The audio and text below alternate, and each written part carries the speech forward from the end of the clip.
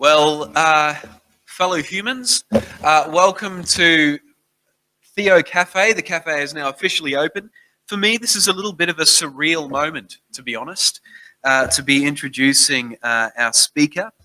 Of course, the Reverend Dr. Greg Jenks has his doctorate in biblical studies, and his doctorate was written on the Antichrist. Wonderful, very interesting. He was the Dean at St. George's College in Jerusalem.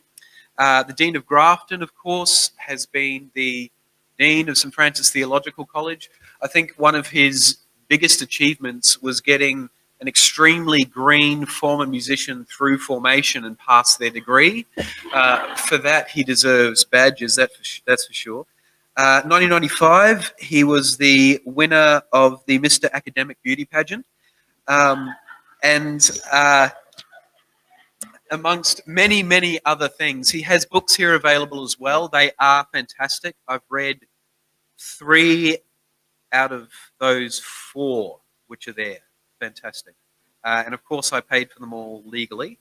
And we are, of course, I will be fighting this entire time not to revert back to student as I was previously, but it's a wonderful joy for us to have Dr. Greg Jenks with us this afternoon. And of course, he has deep links with this parish as well. He designed the rectory we have out there, and I believe he sort of planned this. Yeah, priest when you bought the land. So actually wanted the whole 5 acres, but we only got 2. Dang, that's good. So we could have been much bigger than what we are, but we can thank the diocese and the Lord for that. So it gives me great pleasure and great joy to introduce Dr. Greg Jenks for our Theocafe on Looking for Jesus, Finding Yourself.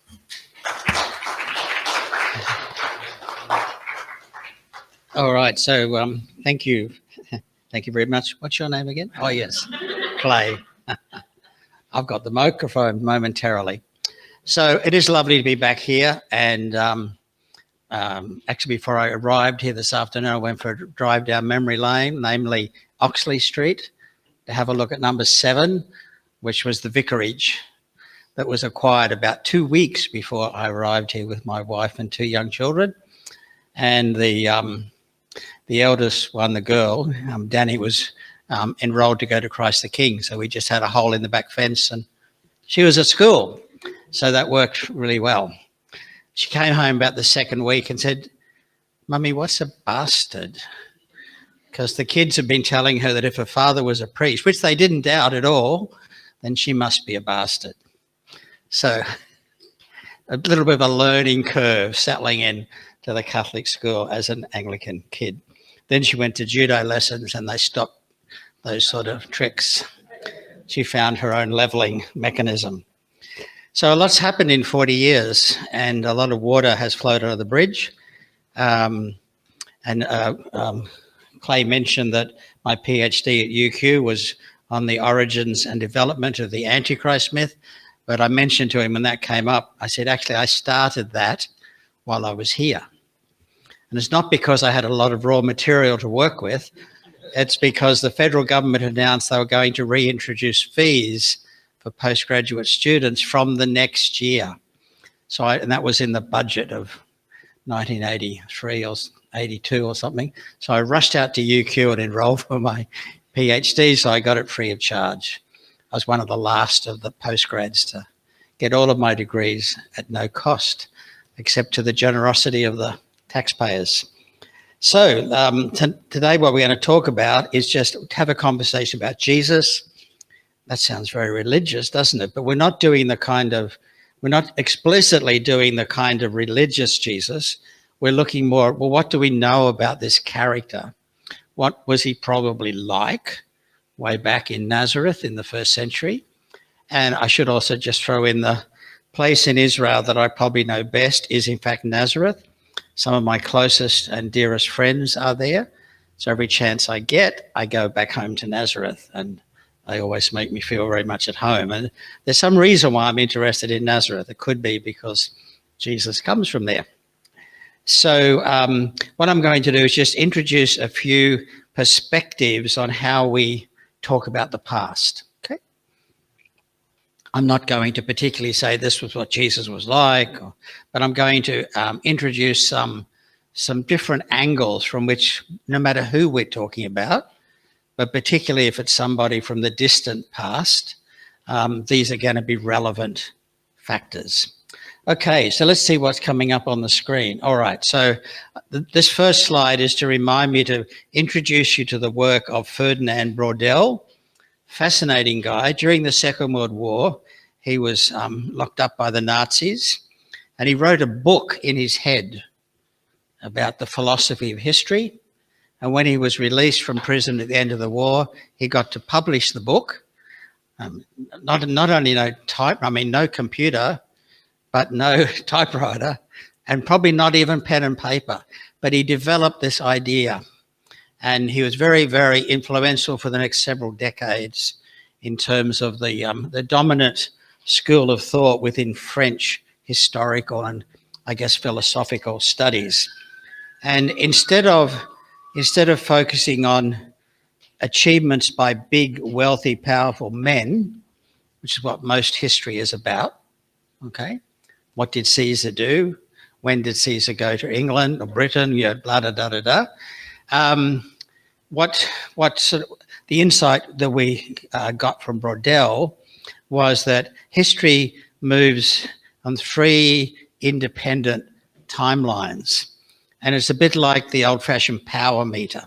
And you've got one dial that hardly seems to move, another one that moves at a reasonable pace, and one that's going like this. Okay. So he came up with this idea that history has like sort of 3 phases. What he called the longue durée in French, let's just say the long, what have I got there? Long duration. Okay.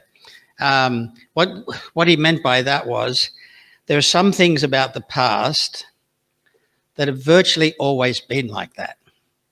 Now, we know they weren't like that 100,000 or 5 million years ago, but when you're talking 40,000 or 200,000 years, you might as well say it's always been like that.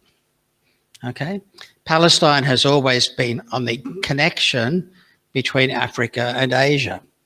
Now, once upon a time, the continents hadn't drifted into quite the configuration they are now. So Palestine might have been in the South Pacific, okay? But unfortunately for Jesus, by the time he and us are around, Palestine's squashed between Turkey and Iraq, West Asia and Africa. That's where Palestine is. It's been like that forever, more or less. The weather's been like that. The climate's been like that forever, okay? People who live in Palestine tend not to be seafarers because there are no natural harbours on the coast of Palestine. And if you don't have a decent harbour, you're not going to build boats. So you're going to be scared of the water because you're a landlubber. Everybody in Palestine, no matter what their religion, whether they lived 100 years ago, 500 years ago, 10,000 years ago, that's them. That's the stuff that's there forever. The third level of history is what you had for breakfast this morning. It's all the little things that happen every day, okay, which mostly we don't remember. But some of those little things that happen, individual events and particular people, become very influential in our lives, in the life of the community. It might be a referendum on the voice, for example. You know, it's just a referendum. It's just a moment in the electoral cycle of a process that's been going for a couple of 100 years, which itself is part of a story that goes for more than 60,000 years. It's a blip in time, even though it's really important to us right at the moment. In 5 years' time, people will say, what was that about? Or remember that train wreck that we had back in 2023, whatever. So that's what we mean by the lower level, everyday stuff. The one in between, epochs, that's to do with temporary configurations of culture and technology and power, which basically create empire. So really, epoch could just be empire. We like to pretend we're not an imperial culture anymore, tell that to people in the so-called third world as to where the privileges are in the present world, okay? So the middle meter of time is the stuff which is actually going much faster. It does change over time, but it takes maybe 300 to 500 years before it changes. And the people that are living in the middle of that period think it's always been like this, okay? And so that's things like language, it's technology, it's the culture and the values of a particular society, it's their religion, probably a few other things as well. So they're the three kind of big picture things about talking about the past.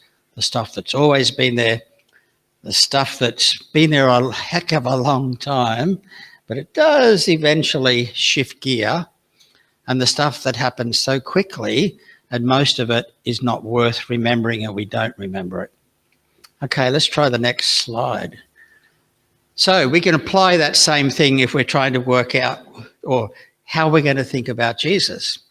Okay, there are some things that were true for Jesus, the same as any other person living in Galilee in the first century. Okay, because of where it's located, because of the weather, because of the geography and geology of Palestine, there are some things Jesus got to do and some things he didn't get to do. Like he never saw a decent mountain. Okay, despite all the other stories, he never went to Tibet. Okay, although there are people who'll sell you that with a little book if you are interested in their story. There's just a whole lot. He never went to England. Despite the Mormons, he never went to America. Okay, because there was no travel industry until about the Industrial Revolution, really.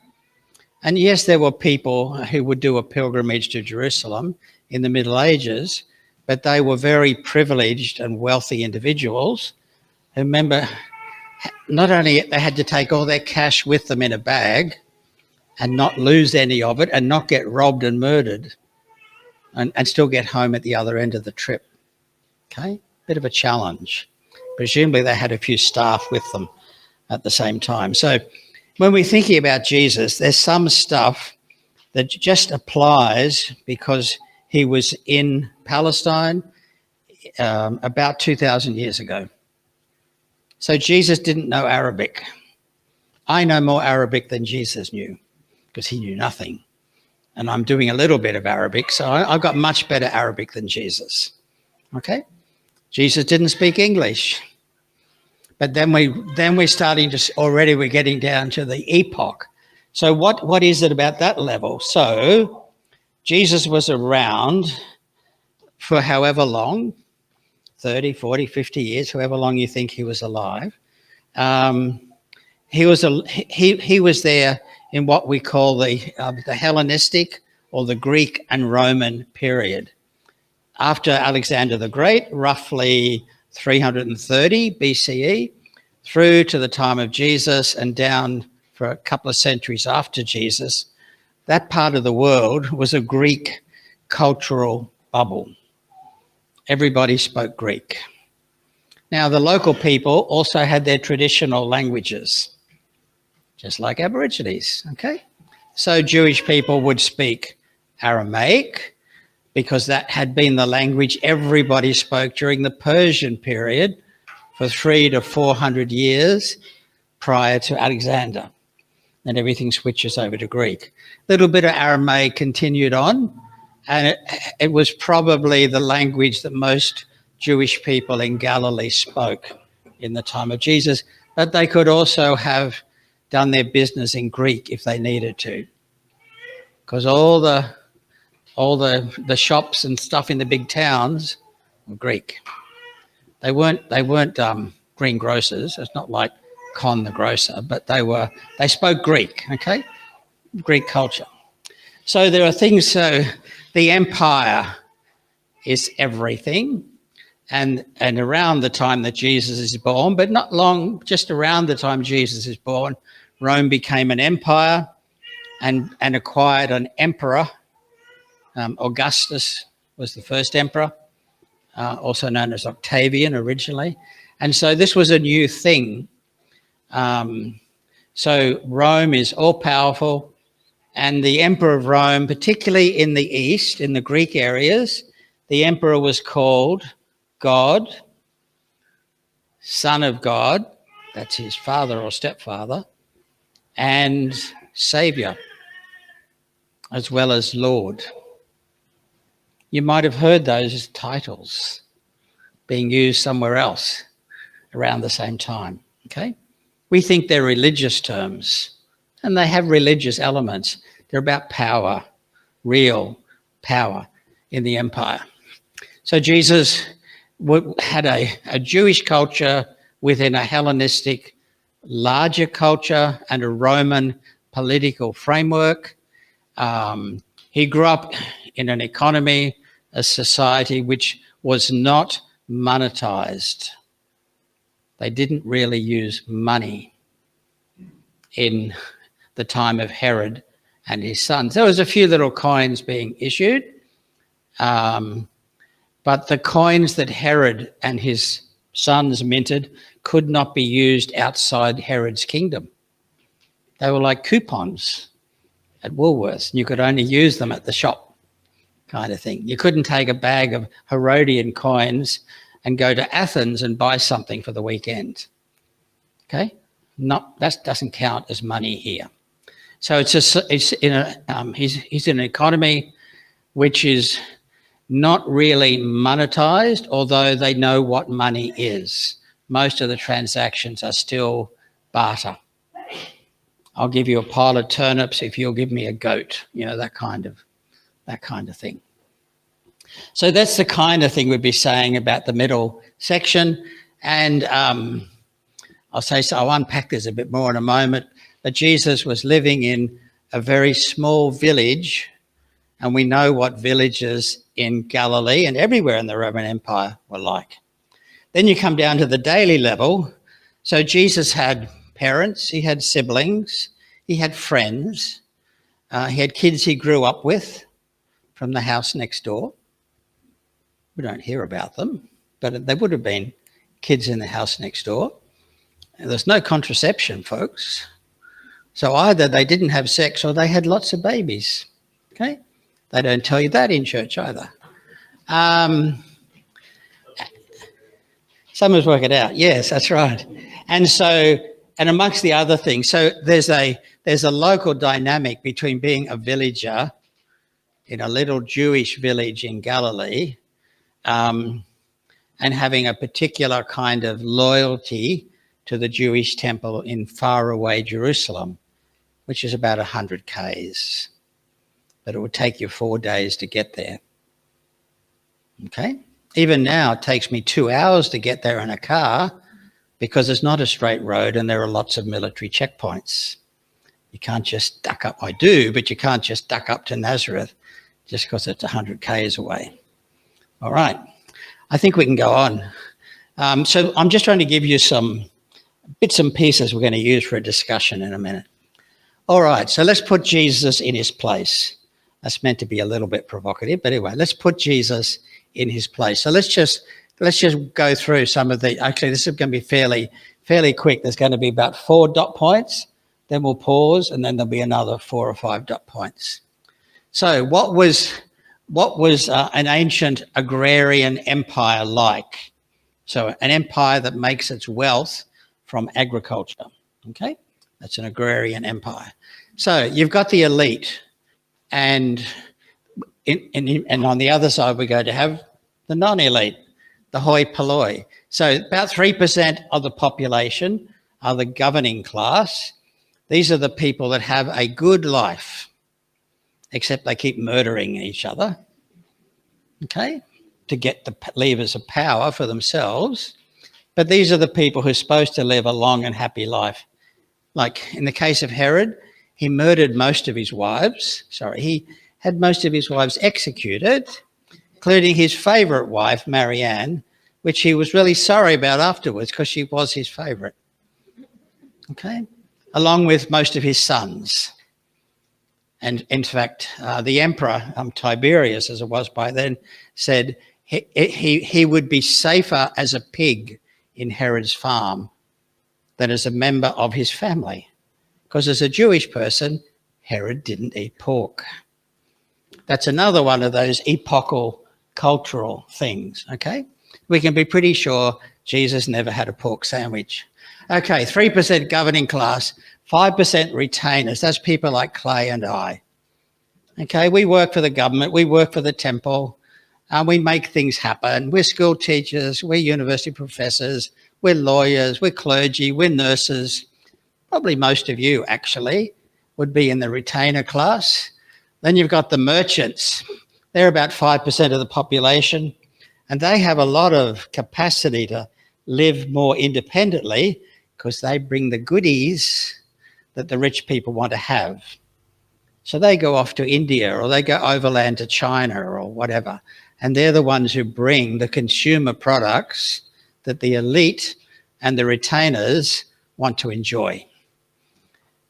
And if they get really, really rich and they don't get killed by pirates and their boat doesn't sink at sea, they can never go up the social ladder, but they can buy land. When they buy land, they become respectable. Okay? Because that's where wealth was. Then the last group are the priests. They're only 2% of the population, but they sit on 15% of the land. Have you ever heard of a church that owns a lot of property, but maybe doesn't have that many people in the church, but over hundreds and hundreds of years, the church acquires property portfolios? It was the same in the ancient world, no matter what God you worshipped. Okay? I'm not talking about the Jewish temple, we're just talking about priests and temples in the Hellenistic world. Clay's had a baby, look at that. Remarkable. All right, on the other side, you've got the non-elite, so that's about 15%. Running down the other side, it should have gone up, but didn't, never mind. 65% of the population are peasants, working little tiny farms, and if they get a bad year and they fall into debt, then they're no longer peasants. And that's the thing they're most afraid of. Becoming so poor, they lose the family farm. The next little group of people, artisans. Now, these are not the tradies with a beach house at Caloundra, okay? These are the peasants that lost their farm and now they're having to drive the school bus, except there's no school and there's no school bus. So these are the blacksmiths. These are the carpenters, inverted commas. So Joseph the carpenter was Joseph Mr. Minute of Nazareth, who once upon a time would have had a block of land, but he's lost it. Okay? No peasant wants to become an artisan, a craftsman. Means you've lost your assets. Below them, there's another group of people, which are the unclean. So apart from women, unclean, of course, in that world meant someone that had a disease like what we would call leprosy. We know it's not leprosy, it was called Hansen's disease or whatever, but anybody with a contagious skin complaint, you can't come into my village, okay? People who were doing jobs that needed to be done, but they made you ritually unclean, which included, of course, burying the dead, working with dead animals, if say you're a tanner and so on. These are all occupations and work things that are going to, in that culture, are going to put you beyond respectable society. And there's a final group of people, if it's not bad enough, there's a 10% unders and overs tin at the bottom of the ladder. This is where all the snakes eventually end up in the snakes and ladders game, okay? So the expendables, they're going to be dead by the end of the year. That's the population overs and unders tin, okay? These are bandits, whereas unclean would include prostitutes, for example. Whereas these are bandits, these are people that have been sent to the salt mines, these are people that are rowing the Roman galleys or the Greek galleys. These are not careers with a lifelong prospect and a retirement plan attached, okay? You're going to be dead within 12 months. So that's how it worked. Now, if we look at the next click, these are the people that Jesus used to hang out with. Okay? He would barely have had a chance ever to meet anybody from the other side of the list. Okay, he might have run into a few merchants, but those sort of merchants are mostly in Jerusalem and Caesarea and Antioch. They're not coming up to Capernaum. They're not going to Nazareth. Okay? And just as I wonder where we would be, let's do the next click. Anglican Church, Southern Queensland. Where on the screen would we put the circle for the Anglican Church, Southern Queensland? Now, of course, I don't know, all right? I don't have an opinion, but I have a hunch that that circle might be over here. Okay. All right, so we've skipped forward to Nazareth. We can stay on this one for a bit. So Nazareth, what do we know about Nazareth in the first century? It's not very bright, unfortunately, but the date I've got there is 37 BCE to 39 CE. That's exceptionally precise because 37 is when Herod the Great, as he liked to be called, just Herod really. But why we still buy into his propaganda? Herod the Great. He was a creep. Okay? And he knew he was a mongrel, so when he wasn't doing too well because, his illnesses from, sexually transmitted diseases were taking over his life, he arranged for the arrest of the mayor of every village in Israel with orders that they were to be executed on the day that he died, so at least there would be mourning right across the country on the day. He thinks ahead, okay? You like that in a ruler, okay? He thinks ahead. He's not just in it for the electoral cycle. He's got a long-term plan. Okay, so 37 is when Herod officially becomes king, which is a job given to him by the Romans, okay? And it did involve murdering his brother-in-law, Mariamne's brother, so that he could take over the Hasmonean crown. Okay.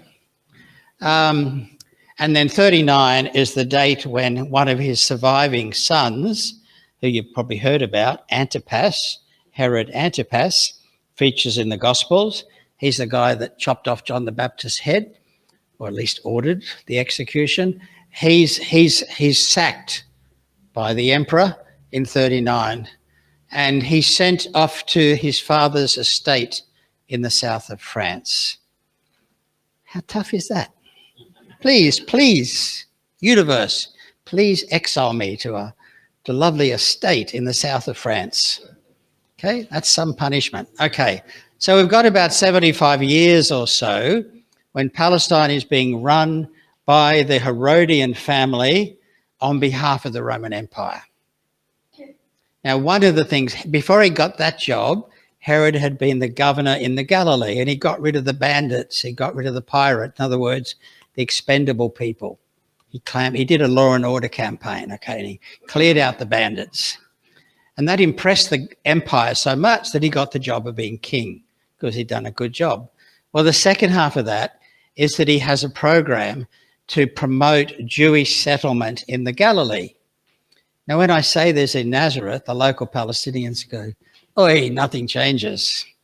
The government's still doing that, giving bonuses and subsidies for Jewish people to come and build homes up on our land. Okay, but in the first century, BC, AD, whatever, there was a deliberate policy of promoting a population transfer as people from the south went up and settled in the north.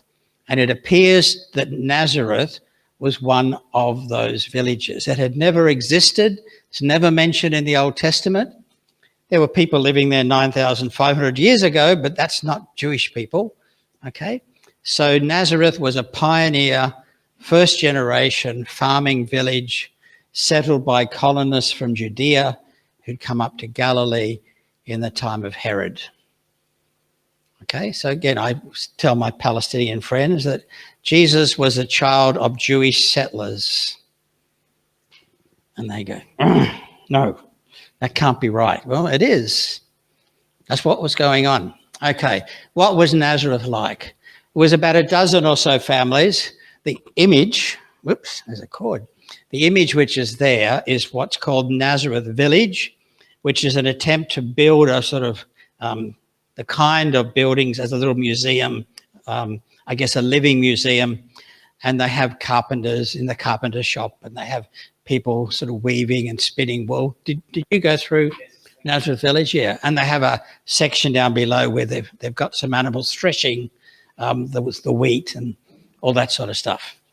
Now, that looks like one reasonably comfortable middle-class house, but that's the whole friggin' village. Okay? Maybe it had another 2 or 3 rooms, but that's the whole village round the year dot. Okay, 1 BCE, 1 AD, whatever. That's roughly what Nazareth would have looked like, and I'm sorry that the image is not bright and crisp. I'm sure if you ask Clay nicely, he'll hand over the PowerPoint file for you. So these are tiny little cluster sort of dwellings, sort of on top of each other, and partly for security. It's a strong defensive kind of arrangement. And in the time that we imagine Jesus being alive, Nazareth would have only had a dozen or so families, but they would have all been mum and dad and 10 kids. Okay? So you get up to around 300, maybe 400 or 500 people max for Nazareth, okay, in the first century. They wouldn't, at this stage of their development, what they did have, naturally, they had some shared communal facilities for example, once you've harvested the grain, you need to have a threshing floor. When you've got grapes and olives, you need to have a place to squash them and get the oil out and get the grape juice out and so on.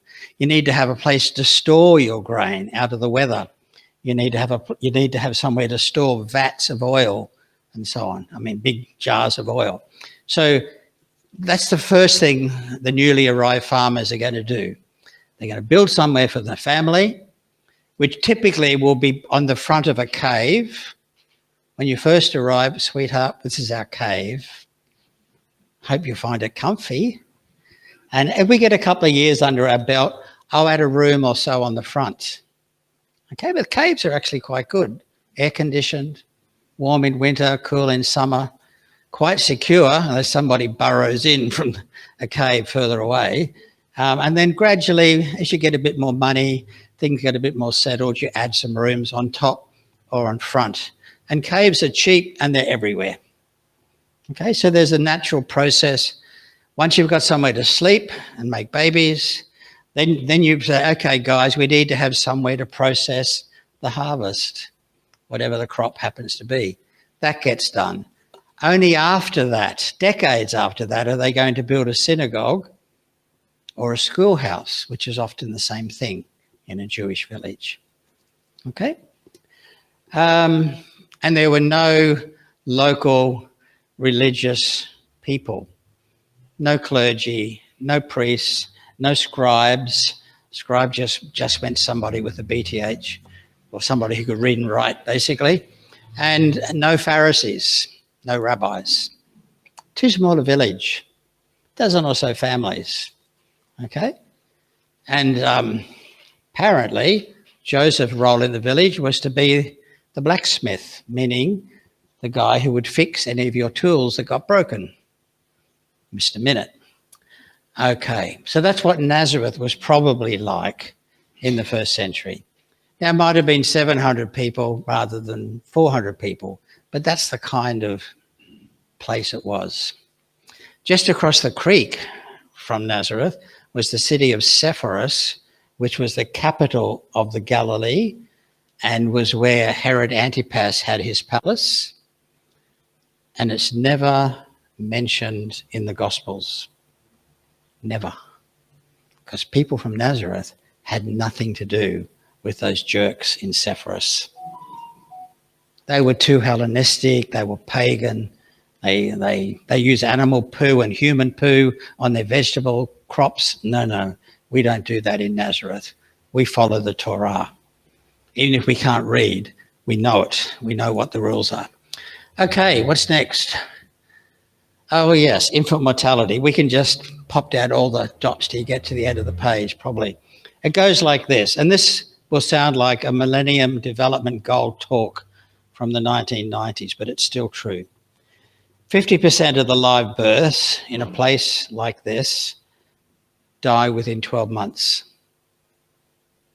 If a kid manages to last until 12 months, 50% of them won't make it to 5. And the ones that make it to 5, only half of them will make it to puberty. Okay? So, and of course in the wider world, in fact, we were looking at a letter, a first century letter. In fact, it was written in July of the year 1 BCE. The guy didn't know he was writing in the first year of BCE, but that's when it was. And he's writing to his wife. He's serving in the army, and he says, if you carry the baby and it's a girl, throw it out. Get rid of it. If it's a boy, keep it. Okay? It's a man's word. So that's true of Nazareth as well. 50% of the babies born in Nazareth that actually were alive, 50% of them would be dead within 12 months. 50% of the ones who made it to 12 months would be dead by the time they would have turned 5. And half of the ones that managed to survive to 5 are not going to make it to 15 or 12, whatever. We can make that even more personal. 50%, half of the children that Mary and Joseph had would have died within the first year. And half of the kids who survived, Mary and Joseph's kids who survived, half of them would have been dead before they turned 5. And of the kids who made it to 5, half of Mary and Joseph's kids who lasted at least 5 years would not have made it to 12. Okay? Now, of course, there's a small logical sort of fallacy going on there. We can't move from the general to the particular. But law of averages, if Mary and Joseph were the same as every other family in Nazareth, half of their kids would not have grown up. They would have died at various points. And yet the New Testament tells us there's Jesus, there's Joseph, there's Simon, there's James, and there's Simeon, and a few sisters that they don't even bother giving us the names. But at least one of them would have been called Mary, because half the Jewish girls in the first century were called Mary. Okay. So, and her mum was Mary. So, this brings it down, but it would be remarkable. Not only would it be most unusual for Mary to still be alive when Jesus is on the cross, how does she do that? How does she survive 15 pregnancies without any medical care and no health complications? And then she's walking down to Jerusalem to keep her son company in what turns out to be his final visit. Wow. The odds against that are pretty high. All right. We can go on to the next slide, I think. So that's just what I was talking about. Let's just go on to the next. All right. So this is where we get to some homework. So, and it'll be a kind of discussion trigger as well. We have some bits of paper like that form up there, and it's a birth or death certificate for Jesus. Okay, so we might start passing these around. Take a few and pass them around to others. So let's have a look at the next click, which will bring up a list of comments on the right-hand side. So I'm not going to mark these. You're not going to get a grade as to whether you were right or mostly right or very creative. But it's an exercise to say, well, what do we know about Jesus? And the things that we think we know about Jesus, where do we get that idea from? Given the sort of stuff I've just been talking about. Okay? So, what do we think we know about Jesus? How do we know that? What would count as evidence for whatever it is we're going to put on the form? Like, where's the information? Where's the evidence for that?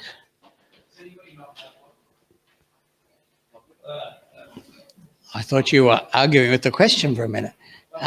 So what counts as a... The next one there is, so if we don't know, can we work on the basis of what we know to be typically the case? Okay? Because of what we know about the slow move of history, the sort of middle period of history, and the fast-moving everyday history. Can we draw on that? Are there still gaps that we just can't answer? Does it even matter? How much does it matter to us that we can't actually answer this fairly simple form? And whatever we put on the bit of paper in the end, how does this impact our view of Jesus? And does that change how we think about anything else? Does that change what we think about ourselves? All right. So that's the end of the presentation. You can scribble on that as we go along. But I thought you can start filling it in. But if people have questions, this might be a good point to start dealing with the questions. If you keep one ear open, some of the questions and discussion might influence what you put on the form. And it actually doesn't matter if you put nothing on the form. It's just there as something to get you thinking. Yeah.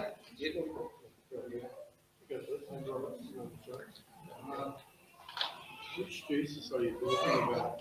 The Jesus of history or the Jesus of faith? I'm talking about the Jesus that the New Testament talks about. Jesus who lived in Galilee, died in Jerusalem during the time that Pontius Pilate was the... Well, the historical Jesus is also the Jesus of, or Christ of faith. There's few additions in there. It's pretty hard to work out what's what. Yeah, but that's getting into a fairly sophisticated theological game. I just want to say, let's just talk about Jesus, and whether so that when we colour in the details of Jesus with whatever we think are the historical realities, I'm trying to avoid facts, whatever we think were the historical realities, that gives colour and texture to the Christ that we worship. Okay, because the Christ that we worship didn't arrive wrapped in glad wrap, speaking English with a BTH.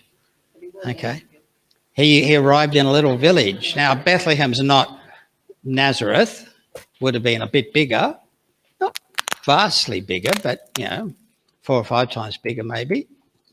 But then was he actually born in Bethlehem?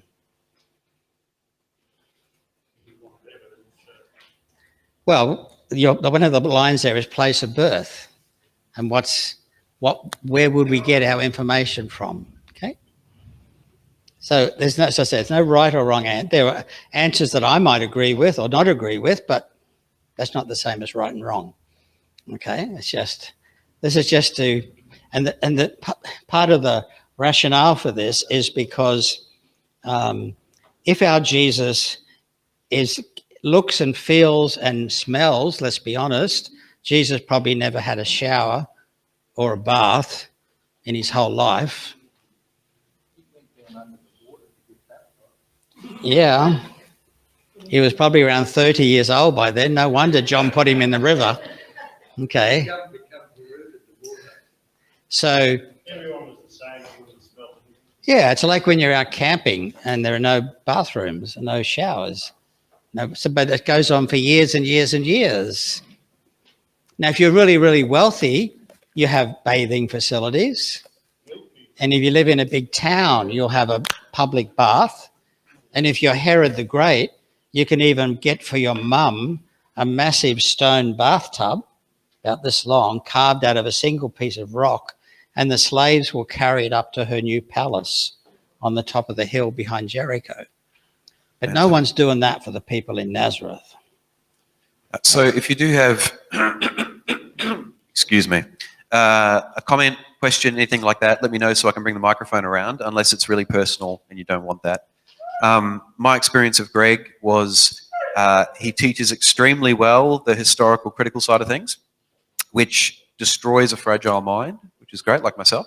But then also with my experience traveling through Jerusalem and things, it's deeply, deeply spiritual, right? Teaches things of God. So I think he inadvertently is teaching us that today by giving us this exercise and then showing us the grace of God by saying he won't mark it, okay? Because that is a great mercy. On the other hand, Clay might take them up, and so be sure to put your name on it. So if Clay finds them lying around, he can put you in a theological box. That's right.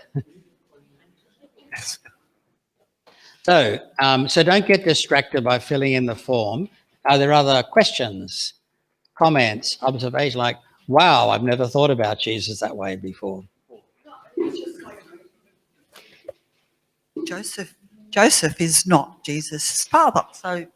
Well, he is in the Gospel of John. But he's not in the Gospel of Matthew, and he probably is in the Gospel of Luke. But we're used to being told by the church that Joseph was not the biological father of Jesus. That's actually not what the New Testament says. We read the New Testament selectively. Father? Well, certainly he was at very least an adoptive father, but then what about all Jesus' siblings? Half siblings. Oh, and how do we know that? Because Mary's the mother. Oh, but you're missing the point. How do we know? Well, yes, but how do we know that Mary... See, if you're a really, really good conservative Roman Catholic, Mary stays a virgin her whole life. Okay, I entirely share that attitude as well. I also find it quite remarkable that Joseph and Mary would live together for X number of years and would not have had sex. Given the culture they live in, where the most important commandment for a Jewish man is to have babies, which is a great commandment because the women have to do all the work. And Mary wasn't a virgin. Well, she says she's a virgin you've got to read the traditions more closely. But in John chapter 6, the crowd say, hang on, we know this guy. We know his father Joseph and his mother Mary. Like, what's he putting on airs and graces for? We know this kid. We know his pedigree. We know his parents. We just ignore that verse in John chapter 6 because of one verse in Matthew and a rather ambiguous interaction between Mary and an angel in Luke. I was the angel. You were the angel? Well, the way I heard it, when Mary went home and told her mother, she said, yes, dear, they all seem like angels. Okay, so this is why I'm pressing buttons here to get us to think, because actually the story we've all been told by the church is not necessarily what the New Testament actually says. We either read it through a particular filter, like, well, they're not really her kids. Joseph came along with, 8 other kids from a previous marriage. And sweet old Mary, who was actually very young, of course, she agreed to be the stepmom for all these people, but she and Joseph never had sex. Sure. Do you want to buy a bridge? I mean, that's just not what people do, is it? They just don't live like that. Okay? No, I don't think it's a coffee to buy. No, this is half the point. I'm like this without coffee, and I'm still drinking it. Yeah, I'm not really happy with, Oh, that's okay. with Mary as your virgin. You said she had to be a virgin. Didn't know misread on it. Whoops. Well, that's only quoted in Matthew, for starters. So let's. Still pretty important. If you're going to run around saying Mary was a virgin, Well, let's look at what Isaiah said. And what he said was, yeah, I'm well aware of what Isaiah says, and there's a whole other story as well. But the other thing that fascinates me is Why does it even matter to us today that we have some opinion about Mary's sexual history? Really? Exactly. Who cares? Now, there have been times in history when people did care, and when Christianity was becoming respectable, and finding its place in the Greek and Roman world, a virgin and a mother were the two respectable things that a woman could be. And if you could be both, which is a bit hard, but Mary managed it, then that puts you on a pedestal beyond all comparison. And it feeds into the idea that spirit is good and flesh is bad. It's a dualism between flesh and spirit, between light and dark, okay? And that mattered a lot for some schools of thought in the Greek world. And that has fed hundreds of years of Roman Catholic theology about Mary ever virgin, all right? And part of it is, if Mary, we might start out by saying, well, Mary was a virgin and she had a child, sort of like Mary had a little lamb. And so if you're not a Catholic, Protestants tend to say, and after the birth of Jesus, Joseph and Mary got it off, like any other married couple. Oh, no, say the conservative Catholics, not the Catholics I hang out with, but traditional Catholics. No. The womb which has held the Son of God could not possibly have a penis coming anywhere near it. Really? What kind of theology is that? How do you understand creation if you think that penises and ejaculation and menstruation are inherently evil? They're not.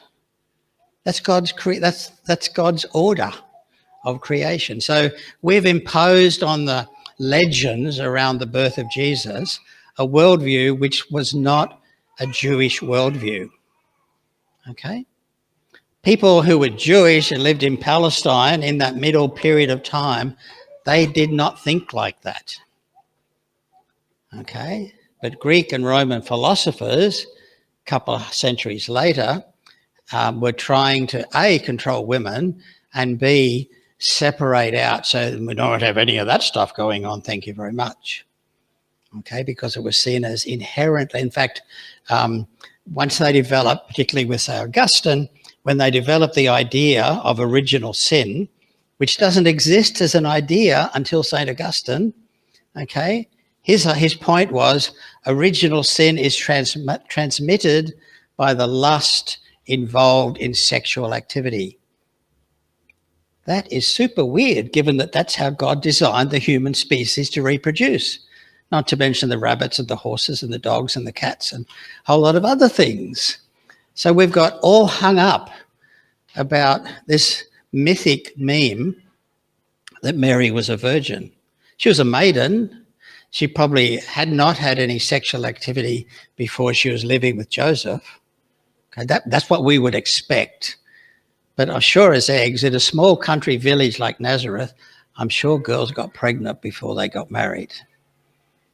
It would have happened from time to time. They still do in some places, so I hear, yeah. So you're right, but let's not focus on, in the way that as Matthew tells the story, he's building a comparison between Moses and Jesus, okay? And so remember in the story of Moses, the wicked king is trying to kill all the Jewish baby boys. What happens with Herod in Matthew chapter 2? The wicked Jewish king tries to kill all the baby Jewish boys, okay? In the story of the Israelites or the Hebrews going down into Egypt, there's a guy called Joseph. What does Joseph do? What's on his business card? What's he famous for? Yeah, but what's Joseph? What's he good at? Dreams. He's a dreamer, an interpreter of dreams. He upsets his brothers, he upsets his parents, and then he does his dream gig in the prison, and then he becomes the official dream interpreter for the Pharaoh. In Matthew's gospel, how does Joseph hear from God what's going on? In a dream. Not just one dream, multiple dreams. Okay? So any Jewish person reading the first couple of chapters of Matthew is going to go, well, this guy sounds like Moses 2.0. That's exactly the point Matthew's trying to get across. Okay? He's not actually trying to describe Mary's sexual history. He's trying to get across that God was doing stuff in Moses to liberate the Israelites. God is doing stuff in Jesus to liberate everyone. That's the story that Matthew 1 and 2 are trying to tell. Okay? Luke has a totally different story to tell. The baby has the same name. The parents have the same name. But in Luke's, it's a story with 7 scenes, because Luke's way of telling the story, it's the story of the birth of John and also the birth of Jesus. And we get Annunciation and the sort of miraculous birth of John the Baptist. We get the Annunciation, the miraculous birth of Jesus, and so on. You've got 7 scenes, one after the other. The last of them is Jesus, age 12, in Jerusalem, in the temple, showing that he's the smartest kid in Israel. Okay? Legendary stuff, clearly. But Luke is writing for a Roman audience. And what was the founding myth of the city of Rome? Romulus and Remus, 2 boys, twins, I think, but anyway, similar age, 2 boys, twin boys, who of course are the wicked father, the king, wants to get rid of them because he knows that one of them is going to become the ruler of Rome. He sends them off into the forest with a hunter whose job is to kill the boys. He can't quite make himself do it, so he just abandons the boys, because that's what Roman people did. They would abandon children in the forest. And in the legend, the 2 boys are adopted by a she-wolf who suckles them. And so the statue of Romulus and Remus are 2 little toddlers sitting under Mummy Wolf having a drink. Okay? And one of those, Romulus, goes on to become the founder of Rome. So Luke is telling the Jesus birth story with a different legend from what Matthew has. He's not writing for a Jewish audience. He's writing for a Roman audience. And he says, let me tell you a story about 2 boys. Now, they were so similar. Like, the circumstances of their birth are parallel, intertwined stories. But one of these boys is going to end up being the ruler of the world, the savior of the world, because that's the job you give to the emperor, savior, soter. So Luke is telling his story again, not to tell us anything about Mary's sexual history or what the relationship with Joe was like. He's writing, telling a story for an audience that's familiar with Romulus and Remus. And they're going to go, oh, we get this. John's just the fall guy, the straight guy. Okay, as in the old-fashioned word of meaning of straight. And Jesus is the one who's got the magic light above his head all the way through the story, okay? So Matthew, Luke, and John have 3 totally different ways of making references to the parents and the family of Jesus. And all Mark tells us is that his father was a carpenter, tekton, which means handyman, basically, good on the tools, and that Mary had, Jesus, Mary not only had Jesus as her son, but he had 5 brothers and at least 2 sisters, because they're referred to in the plural, according to Mark. Now, where did Mark get his information from? I have no idea. Okay, but Mark is the earliest one to write the gospel. Everybody else is elaborating on Mark, turning it into a more interesting story. But Mark's It's just very plain. Oh, we know this. Same deal as John. We know this guy, like Mr. Smarty Pants. Who does he think he is? He's the carpenter's kid. He's Mr. Minute's son. And in fact, he's got a whole heap of brothers and a few sisters, and we know the whole family. And see, one of the things about that part of the world still to this day, if you meet someone in Palestine, particularly if you meet, say, a Palestinian, they're not going to say, oh, hey, Doug, what do you do? They're going to say, hey, Doug, who's your grandfather? Because if I know your grandfather, I know what family you're from and whether your family is trash or good people. I don't care what you do, but I want to know what sort of person are you. It puts you in a box because we're all into boxes. Yeah. So Mark is telling a very simple story. He's not bothering to tell any special. If we just had the Gospel of Mark, it would never occur to us that there was anything unusual about the conception of Jesus. Matthew tells a story that makes Jesus sound like Moses 2.0, and in doing that, he quotes the Isaiah passage, Isaiah 7:14. He quotes it from the Greek, of course, because he's writing in Greek, and whereas the Hebrew in Isaiah 7:14 says, a young maiden will conceive and bear a child, in the Greek it had become a virgin will conceive and bear a child. But so there's a bit of a shift of gear going on there between the Hebrew and the Greek. And what Matthew is doing there, he's simply saying, this is exactly what the scriptures were talking about. One day, a child will be born who is the Saviour. That's the point of a virgin will conceive. Not that she's a virgin, but finally, the child who's going to be a great blessing to the world has been born.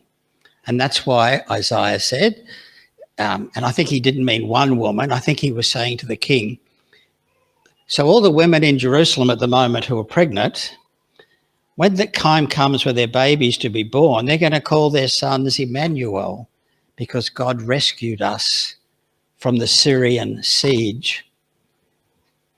Okay, so I'm putting a 9-month timeline on my prophecy. It's not for 700 years' time. It's true or false in the next 9 months. That's what Isaiah 7:14 is doing. By the time you get to the Septuagint, which is the Greek translation of the Hebrew Bible, it's taken on a whole life of its own, as it had all through the Greek world, looking for the birth of an amazing child who would bring peace and prosperity to the world. That's a bit of a big CV for little baby Jesus, but that's what that's what Matthew is ticking off. Luke says, oh, let me tell you about these 2 kids. Okay, one of them's going to be the ruler of everything. So we can understand why and if they walked in now, they'd say, what the hell are you talking about Mary's sex life for? That's got nothing to do with it. Okay, Paul didn't know about it. Mark didn't know about it. John didn't believe in it. Why on earth are we going on about the virginness as if somehow that matters? Can I make a suggestion to Jesus' birth? Matthew's putting it that way, so it's not inferior to the other Old Testament verse. Samson, Jeremiah, the servants of God, it's got a different to them. I think that's drawing a little bit of a long bow. So there actually aren't very many special births in the Old Testament. Yeah, couple. So straight away, it's not a big meme in the Old Testament. Okay. In fact, Moses has more of a spectacular birth, but it's after he's born, when he had to survive not getting killed and adopted by the Pharaoh and yada, yada, yada. That's pretty spectacular, but it doesn't involve a virgin mother. Okay. And in fact, he's got an older sister and he's got possibly an older brother as well. And also his mother's name is Jochebed, which means servant of Yahweh. And Moses hasn't even heard about Yahweh as God's name yet. That happens at the burning bush in Exodus chapter 3. So there's a few bits about the story that are a bit weird. We're told nothing about Jeremiah's birth. Okay, other than from your womb I've chosen you. But that God could say that to anyone. He wasn't suggesting that there's anything remarkable about Jeremiah's birth. You said it's a psalmist doing the same like all the sin or whatever. No. Psalm chapter 2, he says, "You are my son. Today I have begotten you." But that's a coronation psalm.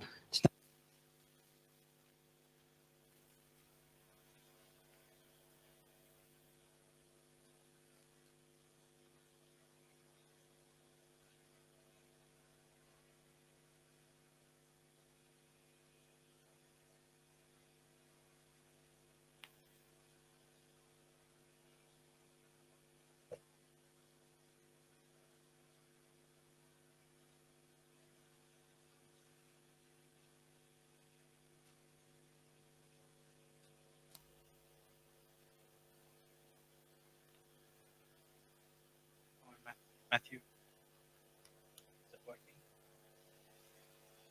Okay. One sec.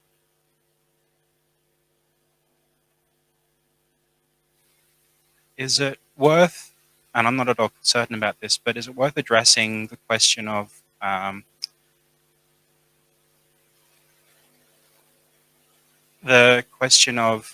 the Immaculate Conception referring to Mary's birth, not Mary's pregnancy?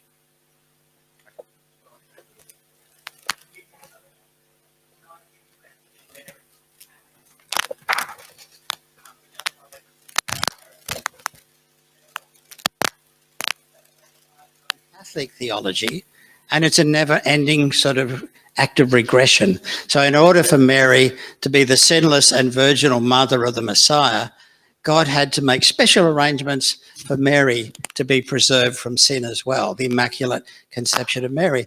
Then why the hell muck around with Mary? Why not just make Jesus the same way? You know, this is a ball game that makes no sense outside of a worldview which says women bad, sex bad, men good. Okay, with my knuckles dragging on the floor, kind of thing.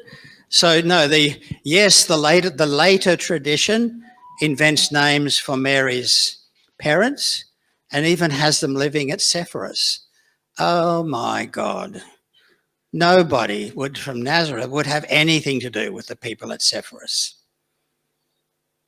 So that's just a piece of later legend that's totally ignorant of what Sepphoris was really like, which really we've only discovered in the last 20 years because of research by Professor Ken Dark from King's College London. Okay, so we now know what the dynamic was. We can now see why Sepphoris, 5 kilometres from Nazareth, never mentioned. Jesus had nothing to do with Sepphoris. For sure, his grandparents weren't living there.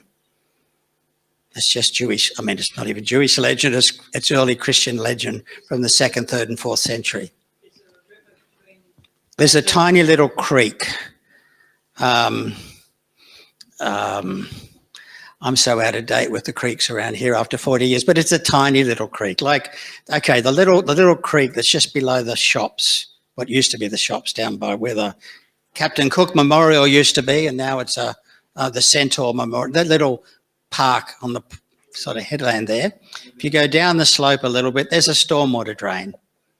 Okay, that's about the size of the Nahal Zapori, or the Wadi Safaria in Arabic. That's about the size of that little creek. Yeah, and the people on this side of the creek had totally different rules than the people on that side of the creek. They're Greeks, we're Jewish. Yeah.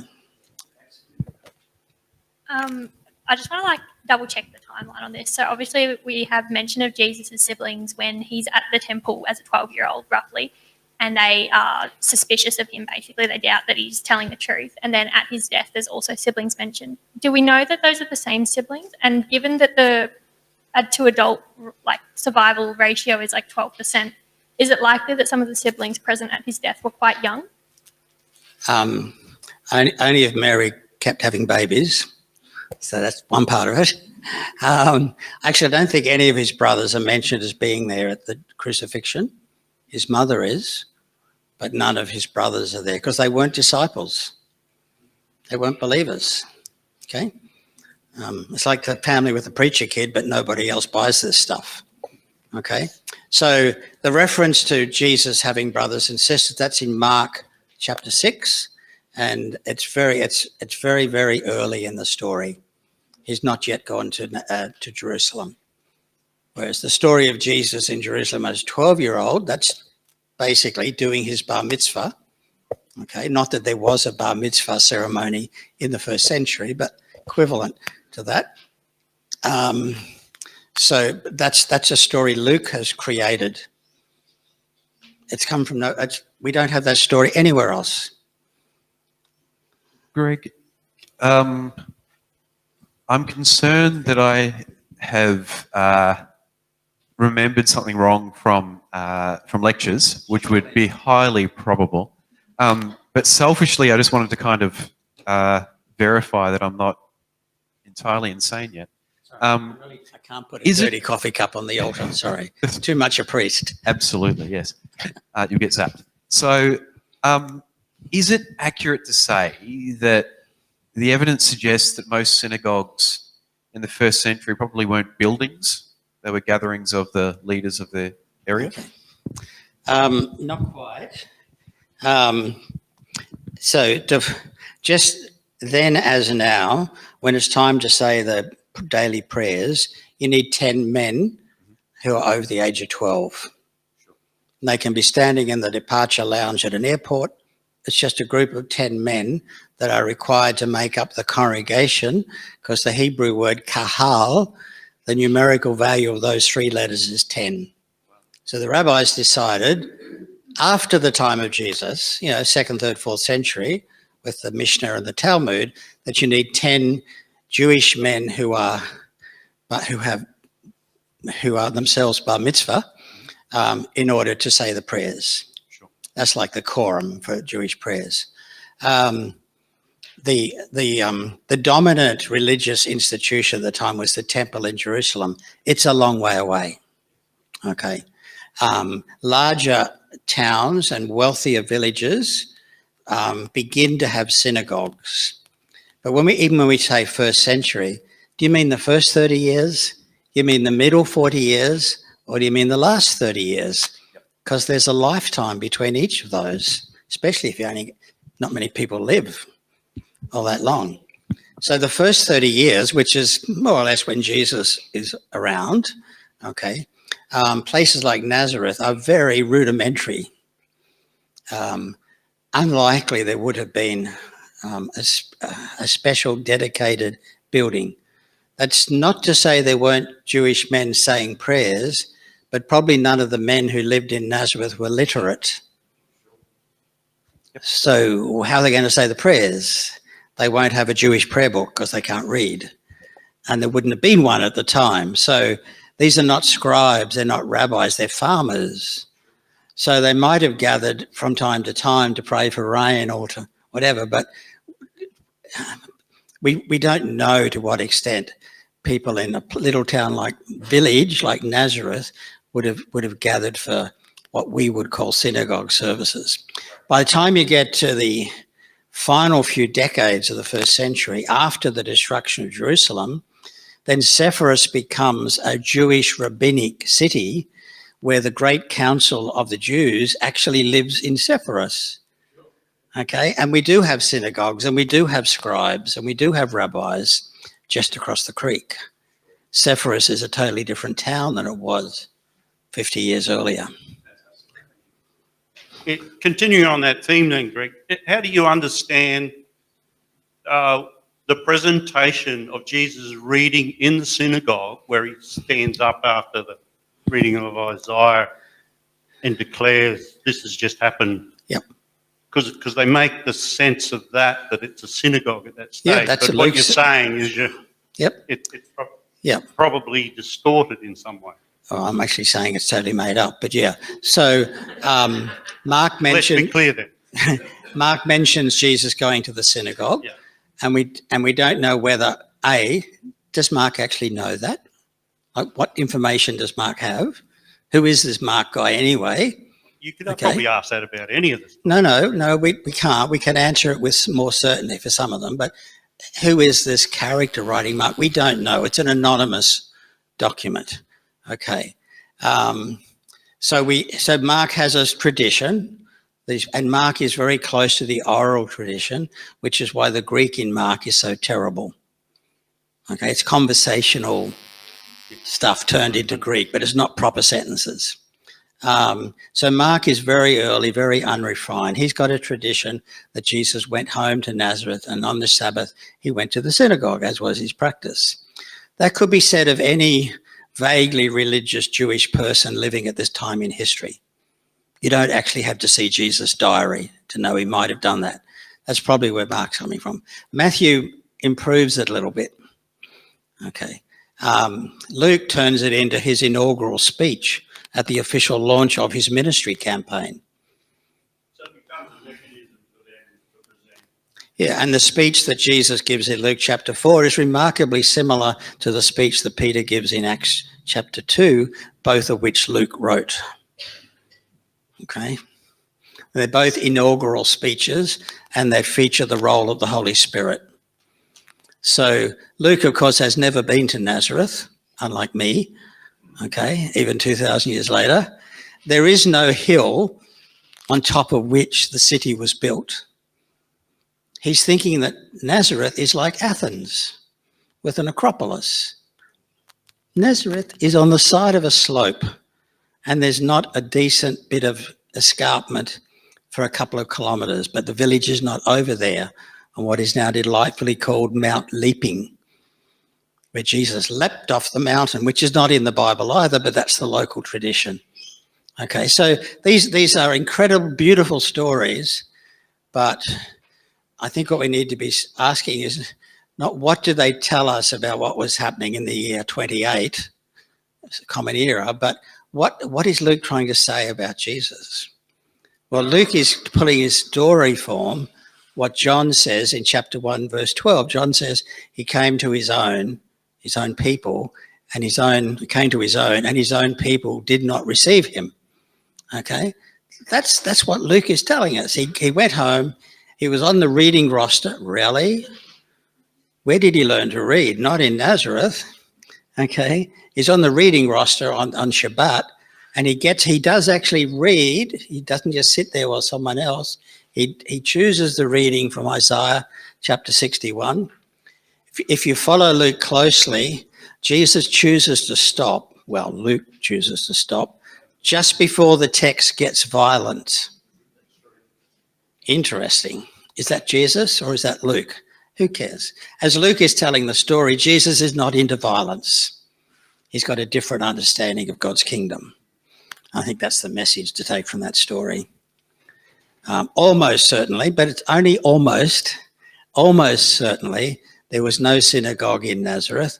And if it was not built on the edge of a precipice, because there is no precipice in Nazareth. Greg, thanks very much for that fantastic explanation. Might be a curveball. I'm really fascinated by the whole process here. When Jesus was around 12, as an engineer, I'm very interested in the trades and very interested in what that whole situation might look like. It might put a bit of colour and flavour around the time of Jesus and what he did as a chippy. And so he was 12, he was around 30-something when he commenced his ministry, and 33 when he was crucified, so it's around about 3 years. So from 12, he would have done an apprenticeship, basically, under his father. What's in the word about what he did and how would he do it? I'll tell you everything the Bible says. Next question. So that tells us they're not in the least bit interested. Whatever Jesus was doing before his baptism by John, which is where he kind of steps onto the public stage, okay, was of no relevance to any of the early followers who had any influence over what went into the Gospels. We just don't know. Got any surmise, I guess. There was such a fantastic amount of value. I'm trying not to surmise. We just don't know. Yeah. I mean, we actually don't know how old he was when he gets baptized by John. The number 30, I think, comes from the first verse or something of Luke chapter 3 or something like that. And again, we have no idea how long his ministry was. In the Gospel of John, when Jesus is getting into an argument, the crowd says to him, "You're not even 50 yet." And because in that world, to be 50, you've done remarkably well. You got to 50. So we don't know. There's a tradition. The tradition of the church says that Jesus was 30 when he started his ministry. But we only have like half a dozen fixed points, datum points. One is we know the dates for Herod's reign. We know he died in what we call 4 BC, which used to be a radio station, but not anymore. Okay. We know the dates for Philip and Antipas and Archelaus, his sons. We know the dates for Pontius Pilate being procurator in Judea and Samaria after Archelaus is sent to France with all his brothers who went dead. We know we can work out with, I think, pretty close to absolute certainty the date of the crucifixion, which was the 7th of April in the year 30, not 33. But because the Gospels say he was 30 years old, and then we add 3 years on. We only add 3 years on because in John's Gospel, Passover is mentioned at 3 different points in the story. You only need 18 months to have an annual event come around 3 times. So we just don't know whether Jesus made one trip to Jerusalem, never came home, which is what the synoptics say, Matthew, Mark, Luke, or whether he was ducking down to Jerusalem back and forth all the time, which is what we get in John. So John has a totally different way of talking about Jesus. Matthew, Mark, and Luke are sort of singing off the same song sheet in a way. Yeah. And as far as we know, there wasn't actually a bar mitzvah tradition for Jewish boys at that point in history. It developed in the 2nd, 3rd century. Greg? Yeah, sorry. Were they presented at all? As babies? No. I mean, if you're a farming family, or in Joseph's case, not even a farming family, you're just the Mr. Handyman in the village, you don't have any spare cash, and you're not going to have those sort of ceremonies. And you've got to go to Jerusalem to do it. That's a week down and a week back. Just not how people use their time in the ancient world. Yeah. Yep. How are we doing? Greg, Yes. I sensed a bit of skepticism in your voice earlier when you said that Jesus was born in Bethlehem. Did I get that right? Yeah, I don't think he was. And any speculation or? Oh, it's too good an address. It's a theological postcode. Lines up with a lot of other prophecies. No, not really. Sorry. No, the prophecies in the Old Testament are not talking about Jesus. They're talking about stuff happening in ancient Judah. They're not talking about Jesus in 700 years' time. Nothing to do with it. Yeah, nothing. That's not, I mean, lots of Christians read Jesus back into the Old Testament. That's not an appropriate thing to do, in my view. So in terms of the Jesus traditions, again, John's Gospel, chapter 7, about 2/3 of the way through, there's a discussion going on about who is this guy? And the Jews, the Pharisees, are saying, he can't be the Messiah because we know the Messiah has to come from Bethlehem and this guy comes from Galilee. So that's in the New Testament, that's in John. John has the most highfalutin theological stuff, and John also has really feet on the ground historical perspectives at time. Fascinating document. Mark doesn't care, doesn't pay any attention to it whatsoever, nor does Paul. Okay, so the first time we get any suggestion that Jesus might have been born in Bethlehem is in Matthew and Luke, and the story is told in opposite ways. In Matthew, Mary and Joseph are from Bethlehem. They have a house in Bethlehem where the star stops over the house, not the manger, not the hotel, over the house, and the wise men come to the house.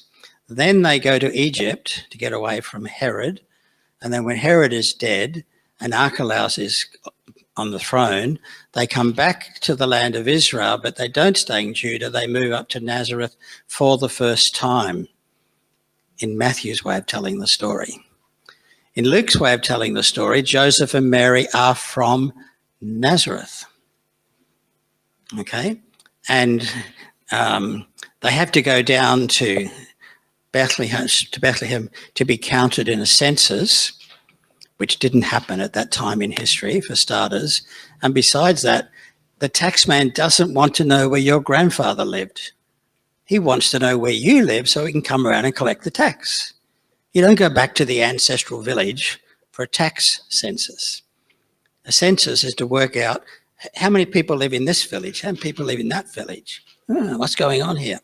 So in Luke, we have Mary, who's 8.5 months pregnant, being put on a donkey, presumably, and for at least 4 days, bumpity bump, bumpity bump, bumpity bump, led down to Bethlehem. And we've had too many Christmas pageants. Joseph is not running from motel to motel looking for an empty room. He's simply going to the lodging house, and the lodging house had places for people to sleep, and it also had a place where the animals would be housed. Okay? The camels, the donkeys, whatever. And so Luke says, when it came time for her to be delivered of her child, she went to the, I'm trying to think of the Greek word, but it doesn't matter, but it's the same word used for upper room at the end of the Gospels. She went to this separated space where the animals were. In other words, she wanted some privacy from human eyes, and she chose to give birth in the part of the accommodation area, so facility, where there would only be animals. And that's the story Luke is telling. Matthew has Mary giving birth at home in their own house. There's no looking for a manger. There's no swaddling cloths and so on. In Matthew, it's the wise men turn up from the east. In Luke, it's the shepherds who turn up after chatting with the angels. Totally different stories. And when it's all done and dusted, Mary and Joseph and the new baby and the wee donkey, straight back up to home in Nazareth. They don't go to Egypt. They don't pass go. They don't collect 200 denarii. They just go back home to Nazareth. So we have two stories which for hundreds of years we have been mashing into one story and getting our kids to act it out. It's not what's in the Bible. So I love to tease the two stories out. Let's listen to how Matthew tells the story. Now let's listen to how Luke tells the story. So what are we going to do with that? So for me, I think as a historian, I think it's most probable that Jesus was born in Nazareth. Okay? But I understand that Matthew and Luke want to give him a good sort of theological postcode on his birth certificate. So they locate his birth in Bethlehem. It would be very unusual for a pregnant couple from Nazareth to go all the way to Bethlehem, stay a couple of nights, and then come all the way back to Nazareth. Not impossible, but not likely to happen.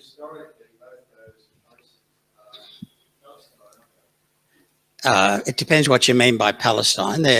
Palestine is the name for the land south of Lebanon, north of the Sinai Desert, historically called Palestine, also called Canaan. Both words are used. In the time of Herod, he controlled everything from Galilee in the north down to Judea and places south of Judea. So it was all one country, the kingdom of Herod. So they could certainly move within Herod's domain.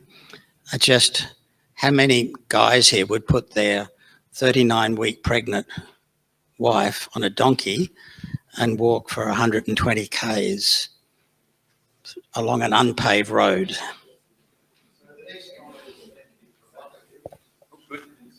Oh, Why wasn't Jesus Palestinian? well, he was Palestinian if you're talking about his geographical location. If you're talking about his ethnicity, he's Jewish. If you're talking about his politics, his nationality, it was Judean and the reign of Herod. In terms of citizenship, which I think is on that form, he didn't have any. Or Roman? No, he wasn't a Roman citizen. That would have given him all sorts of privileges. Oh, okay. Citizenship was a very narrow thing, and there was no such thing as human rights. You win some, you lose some, and if you outlive the first 12 months, you're already ahead of half of the class. We will have to close Theocafe soon. I'm sorry, Greg. I'm on a power trip at the moment. Yes, one more from Robert. Try me. I want to mention three names. We've got Walter, Ernest Cartman, and the Walters. All of them say that Jesus was a rabbi. They all three wrong. Yes, but I don't think they do all say that. Right, so I'm saying I don't think they do. Okay. It's not the kind of thing Bortman would be interested in saying. Okay. Well, all I can say is I'm familiar with all of those guys because my PhD was done with Michael Lackey. Michael Lackey was a student of Ernst Käsemann. Ernst Käsemann was a student of Rudolf Bultmann. I mean, that's my DNA. Okay, that's my theological DNA. Yep. Okay. Well, then, if that's what Bultmann said, I would be really surprised if he did. He was wrong. It's okay to make mistakes. I'm wrong a lot of the time. Ernst Käsemann, I'd be really surprised if he said that. And if he maintained that view all the way through his career, I'd be really surprised because, again, it's not the kind of thing Käsemann is interested in. Bultmann and Käsemann were interested in, here comes some German, in the was of Jesus, not the das. They wanted to know that Jesus was around, but they didn't care what he was like. They didn't want the details. Yeah, I'm not surprised you found the quote somewhere, but I'm just saying it's not typical of either Bultmann's theological position, and even if Käsemann made that statement at one point, was it a consistent point of view all the way through his academic career? Jesus was almost certainly not a rabbi for exactly the sort of reasons we had up on the screen. If he comes from Nazareth, he's never going to get the education to be a rabbi. Oh, that's fine. That's scholarship. People form opinions based on the knowledge they have at the time. You know, Bultmann is basically early 50s. Time has moved on. Käsemann died many years ago as well. Was very much, and Käsemann was much more interested in, and it was a deep disappointment to Bultmann because Käsemann said, no, there is something we can know about Jesus. Whereas Bultmann would say, we can't know anything about Jesus. Okay, so yeah. I'm sorry? He said that we're meeting in preaching, so that's something good. Well, that's a theological statement. And that's for Bultmann, it was the preached Christ of the Kerygma is what matters. Well, okay, Bultmann's a wonderful scholar. He had his blind spots. He had his wonderful insights. That's a very theological claim. And how is it ever to be validated? I'm sorry? Well, see, I wouldn't agree with Bultmann. But if he did say some of those things, he was wrong, in my humble opinion. But then I say things that are wrong probably every day. No, you won't be showing me I'm wrong. You'll just be showing me that Bultmann really did say that one time. Okay, that's fine. But he was wrong. It's a point of view he expressed, which is not actually able to be substantiated or defended, given we know so much more about Judaism in Palestine in the 1st century than we did in Bultmann's time. And Bultmann's focus of research was on literature, not archaeology. So we're playing with like the round ball football and the oval shaped football. You know, they're two different codes. Yeah, that's all. This is wonderful. Thank you so much. This is what Theocafe is about, right? Adult discussion, adult disagreement, critiques, learning from each other. And it's exactly what we want. So all of this stuff is partially what got me hooked again into not just being interested in the Bible and interested in religious literature, but actually into faith as well, right? There's this real, I think, fallacy that if you start digging into this stuff in a logical, truthful way, then it's somehow going to attack and damage your faith. It does not have to be the case. In fact, much of the time, it will lead you on a path that will deepen it. It will evolve it, change it, and make it something that we never thought it could be in the first place. So, if I can just close by adding on to that. Please do. So my view would be that if we want to talk about Jesus as in some sense an incarnation of God, God amongst us in human form, whatever form of words you're comfortable with, to me it helps to think, well, what that looks like is a tiny village with a dozen or 15 families, probably 60, 70 kids running around. Half of them are going to be dying at any given time because of disease and other things. And no chance for education, no chance to read and write. But just because you can't read and write doesn't mean you're not smart, doesn't mean you're not savvy. And Jesus was savvy. He had a way with words, and he doesn't bother quoting the Old Testament. He just says this is how it is with his parables and what have you. So to my mind, what the kind of stuff that we were looking at earlier, to me, that colours in what the incarnation looked like. Okay? He didn't come to a big town. He didn't wait till the internet was invented. Okay? It was a little tiny village on the edges of the Roman Empire that nobody had ever heard of before. Literally, nobody had ever heard of it before. well, look, I'd just like to thank you so much on behalf of the whole parish, really. It was everything I hoped it would be. And we thank you so very much for coming to the wilds of the north, to a little place called Deception Bay that nobody's ever heard of before. And apart from yourself, across the creek, yeah, great. Greg does have books here if you're interested, and any complaints or curly questions, send them to the bishop, not to me. That'd be great. Excellent. Theocafe is closed.